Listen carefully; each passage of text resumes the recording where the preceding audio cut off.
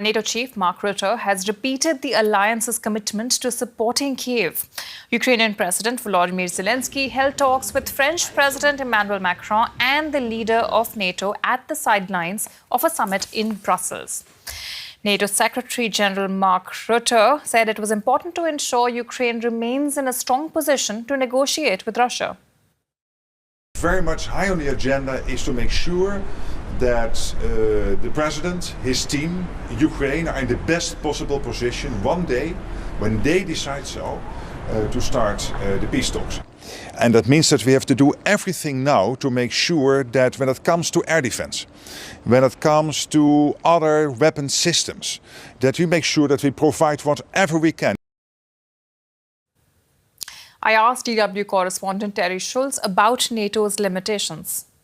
Well, there definitely are limits to what NATO can do for Ukraine, given the fact that not all allies are on board with, for example, offering an invitation to Ukraine to join NATO, which is really what Kyiv would like. Now, President Zelensky is in town to attend an EU summit, and Secretary General Mark Rutte decided it would be a good time to gather some of these leaders together on the side of that summit to discuss the very urgent needs of Ukraine. Now, this is the last time they'll likely get together before Donald Trump is inaugurated on January 20th. It's also a key moment as Russia continues to destroy the critical infrastructure in Ukraine. And that's something that European allies are very interested in helping Ukraine shore up. Now, when it comes to weapons, it's a constant discussion among allies. And Mark Rutte tonight mentioned specifically air defenses to try to keep some of these strikes by Russia from destroying Ukraine's energy systems.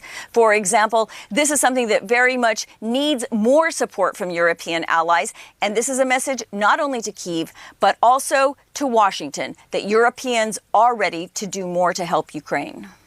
So they're ready to do more, but there is no NATO membership in the offing. We do know that Ukraine has bilateral security guarantees, however, with more than a dozen of its allies. Could this be a substitute?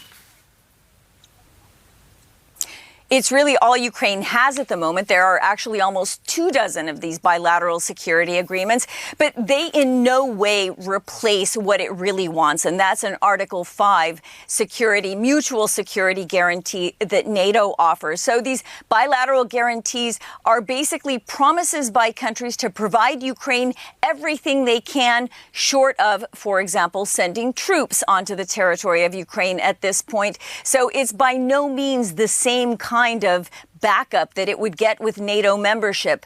But, you know, Ukraine is here in town in Brussels to try to talk to allies about what more they can provide.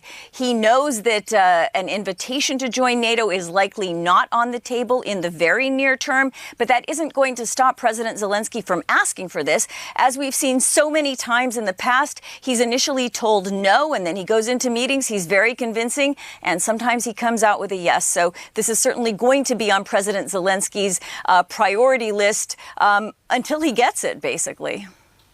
DW's Teri Schultz reporting for us from Brussels. Thank you so much.